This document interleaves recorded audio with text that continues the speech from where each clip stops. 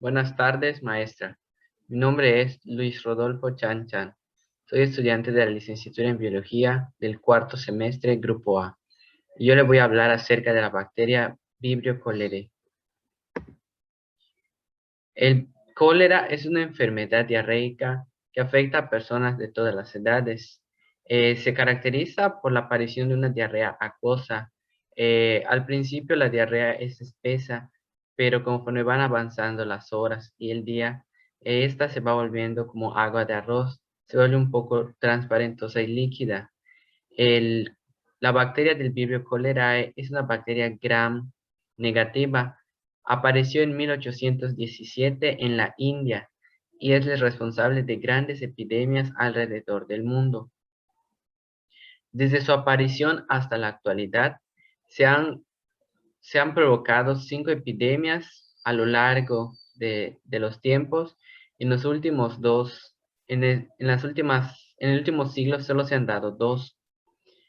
Se han provocado 5 epidemias en un siglo. La primera, que afectó a la India, de 1817 a 1839, fue el foco principal donde esta bacteria apareció, debido a la mala calidez del agua, a los malos hábitos higiénicos que tenían las personas en la India. Posteriormente apareció la segunda pandemia en 1829. Esta fue mundialmente conocida debido a que en Yucatán afectó mucho, al igual que en toda la República Mexicana. En Yucatán murió cerca de 2/3 de la población que en ese entonces habitaba. La tercera pandemia ocurrió en 1859 en la India. El foco de infección fue la India y aún no se había logrado controlar al 100% esta enfermedad, por lo que volvió a reaparecer en 1852. Posteriormente se dio la cuarta pandemia, que ese no se tiene unos datos establecidos y exactos en dónde ocurrió, pero sí afectó gravemente.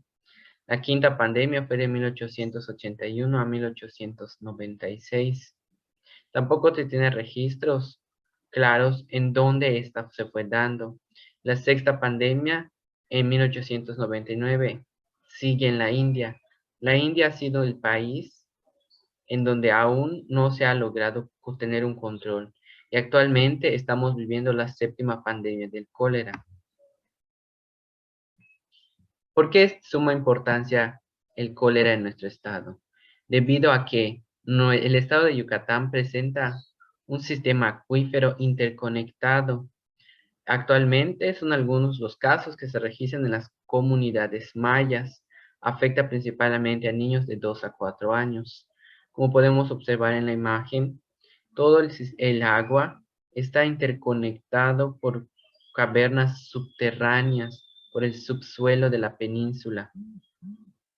Los cenotes, todo lo que ingresa al cenote, a las cavernas, a los pozos, todos están interconectados entre sí. Aquí como podemos observar en el círculo amarillo, está interconectado entre sí.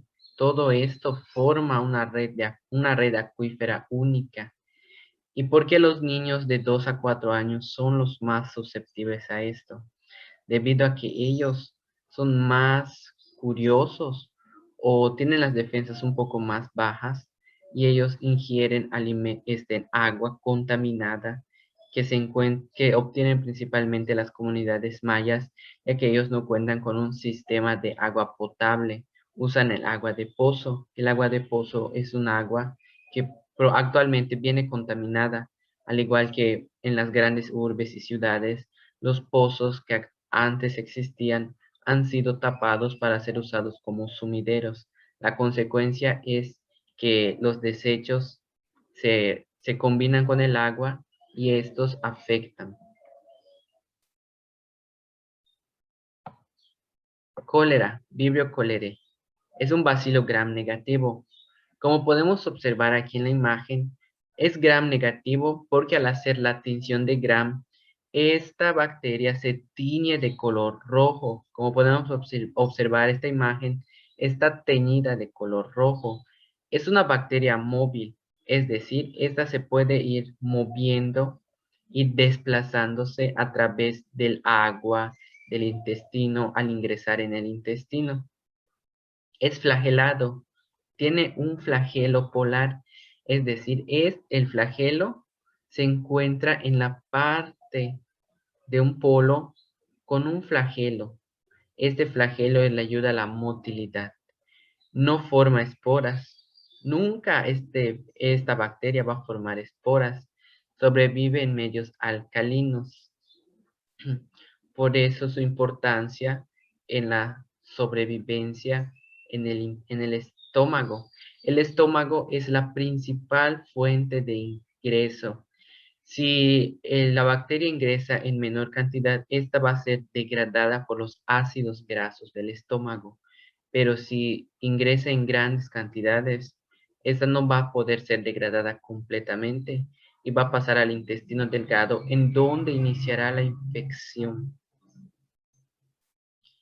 Vive en temperaturas de 22 grados a 40 grados. Vive en un ambiente óptimo para su desarrollo. Actualmente hay dos serogrupos, el 01 y el 0139. Estos son los responsables de las grandes enfermedades que actualmente se han estado dando. La bacteria del Vibrio cholerae fue descubierto por Roberto Koch en 1884 cuando trabajaba con enfermos coléricos en Egipto y la India. Este personaje, Roberto Koch, demostró cómo era la bacteria gracias al microscopio, gracias a la invención del microscopio que ya se venía dando en ese entonces. Él demostró cómo era la bacteria que causaba los grandes brotes diarreicos en ese entonces. Su clasificación taxonómica pertenece al reino Bacteria, al filum Proteobacteria, a la clase Grama Proteobacteria, al orden Vibionales, a la familia Vibrionaceae, al género Vibrio, y la especie que estamos trabajando es Vibrio cholerae de Panzini en 1854. Las primeras manifestaciones clínicas comienzan pocas horas, alrededor de 18 horas después de la infección, inclusive puede ser días después. Al entrar en contacto con el estómago y estas al pasar por el intestino delgado, al llegar van a producir una toxina colérica. La toxina colérica es la que se va a implantar en todo el cuerpo humano y va a provocar que se presenten los síntomas. El periodo de latencia se acerca a los 5 días y depende, como ya había comentado, depende de la cantidad que haya ingresado. Las primeras manifestaciones son la diarrea. Como ya les había dicho, la diarrea primero es acuosa y luego se vuelve blanquecina. Esta provoca deshidratación, vómitos, náuseas, mucha sed, dolor muscular, elevada presión. Y si esto no es controlada, esta puede llegar a la muerte del individuo por deshidratación y por un shock hipovolémico, debido a que el sistema deja de funcionar, provocándole la muerte al individuo a través de un infarto producido por la deshidratación y la presión baja, y ya que el cuerpo está débil. La alimentación. La alimentación de este tipo de bacterias se da mayormente por agua y sales minerales, como es el calcio, el magnesio, el hierro, el sodio, el zinc y el fósforo.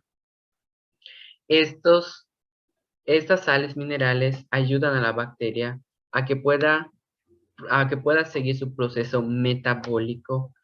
Como podemos observar y darnos cuenta, el proceso metabólico de esta no requiere oxígeno. Su proceso metabólico es fermentativo. Esta bacteria es la única que realiza la fermentación. Como podemos observar aquí en el metabolismo que presenta es fermentativo. Es decir, a partir de una molécula de glucosa se obtienen dos moléculas de trifosfato de adenosina, o sea, dos ATPs. Acá podemos observar la glucosa más dos piruvatos producen esta combinación y provocando dos moléculas de ATP con agua. El proceso catabólico de oxidación incompleta no requiere oxígeno, como ya les había dicho, es anaeróbico. Presenta un catabolismo y un anabolismo. La morfología del bacilo. Este bacilo es gram negativo. Ya les había mencionado que el gram negativo al hacer la tinción de gram se vuelve color rojo. Es corto y curvo, tiene forma de una coma. Cuando se descubrió y se observó al microscopio tenía forma de una coma. El cólera mide de 5 a 8 unidades milimétricas de diámetro, 1 a 4, 2.6 UM de largo. Es un organismo mótil, flagelo polar, cubierto por una membrana externa. Presenta oxidasa positiva con halofílicos, 1 a 3%. Acá podemos observar una imagen de microscopio, cómo se observa el virus, la bacteria del cólera, perdón. Aquí podemos observar minúsculamente el flagelo polar. De igual manera, aquí se puede observar el flagelo polar. Se encuentran en dos formas de vida fisiológica y fenotípica. Están las células planctónicas con capacidad móvil. Estas son las células planctónicas, es decir, pueden ir de un lugar a otro moviéndose a través del agua en el que se encuentran. Al igual que pueden ser sésiles, es decir, se pueden agrupar en pequeñas bolsas en ciertos sustratos y en ciertas partes. El serogrupo 01 está dividido en dos biotipos, el biotipo clásico y el biotipo TOR. Actualmente el biotipo clásico ya ha dejado de existir. El clásico fue el responsable de las 5 epidemias de la antigüedad. El TOR es el que actualmente produce epidemias. Son dos variantes que tiene el TOR, el liso y el rugoso.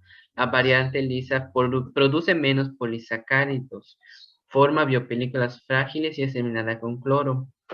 Y la rugosa produce más polisacáridos, está más adaptada a ambientes y sobrevive mayormente al cloro. Podemos observar aquí en la imagen al microscopio cómo la variante lisa no presenta distorsión, nada. Por eso es más fácil de eliminarlo. Al igual y en contrario que la rugosa tiene partes que son difíciles de eliminar. Es una bacteria anaerobia facultativa. Presenta un metabolismo fermentativo, como ya les había mencionado, y una flagelación polar. Aquí podemos ver un flagelo en uno de los polos de la bacteria, del cuerpo de la bacteria. Su estructura tiene forma de bastón o barra. Podemos observar aquí como un bastón o una coma con un flagelo, un único flagelo. Tiene una membrana citoplasmática en el cual se encuentra toda su información que le permite replicarse y reproducirse. La membrana externa está compuesta de fosfolípidos, lipoproteínas, lipopolisacáridos y cadenas polisacáridas. Su reproducción. Esta se reproduce por fisión binaria. Es decir, la célula crece el doble de su tamaño y después se divide en dos. Pero en el proceso en que la célula crece, esta va haciendo diversas funciones para que ésta se pueda dividir y pueda producir organismos independientes. Primero, la célula copia su material genético y lo deposita en los extremos, es decir, en los polos opuestos. Se copia el cromosoma entero y se mueve a los extremos opuestos. Aquí podemos observar en la imagen que el origen de la replicación es en el cromosoma bilateral, el único cromosoma con el cual cuenta. Esta va a ir, este cromosoma se divide, se multiplica y se convierte en uno más, y se van a los extremos y forman otro cromosoma.